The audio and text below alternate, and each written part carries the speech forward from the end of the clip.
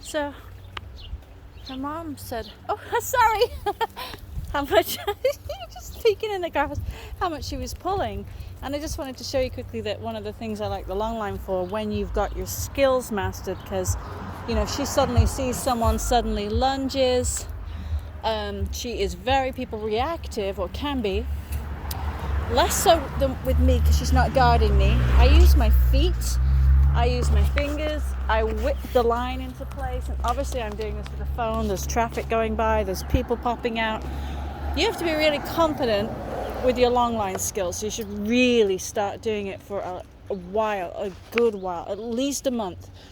Do it in open spaces, parks. I've been doing long lines for years, so, and I'm not calling myself a master at all. But beginners get tangled, they get whiplash, they get rope burn. However, this isn't a class on how to do it right now, though I can definitely do that. If you're interested, just let me know. Make a comment or PM me, because I would have to make some videos. If there's enough interest, I will do that. But this is a reactive dog, and one of the tools, because she doesn't guard me the same way she does her mom and dad, I can start teaching loose leash while giving her space on a long line. Roxy! Roxy! Very soft, very gentle. I'm able to be. I don't have to be intense and urgent because, I came out to this environment because I figured we could handle it. I didn't come out here to see that we're failing and then deal with it. Problem is people always ask, what do I do on the walk when the dog's going bonkers? Don't go on the walk. You can, if this is your house, and I will show you mine in a second. You've all seen it. If you're on here, you've seen it.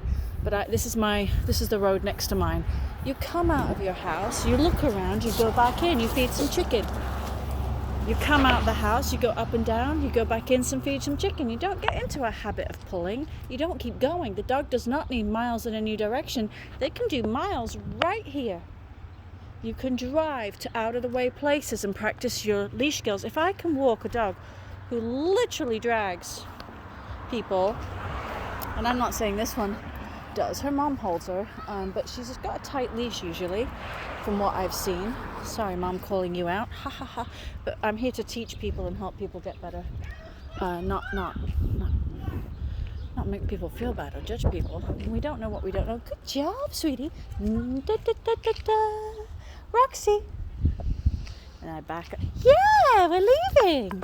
We're not going up to that family. There's a person. Roxy. Yes, good job. I click and we leave, because really for her, reward is bailing. If she's got a tight leash, do you think she feels like she can leave? No, of course not. Do you think she feels like she's got to protect me? Yes. If I'm tight, nervous, anxious, holding a leash, yeah, absolutely.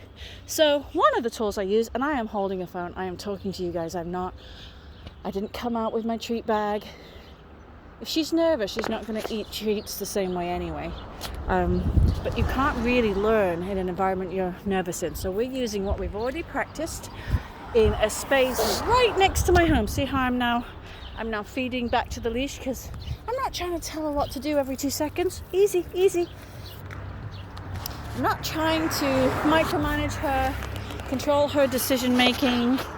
I'm creating space so she can make choices in her little anxious state.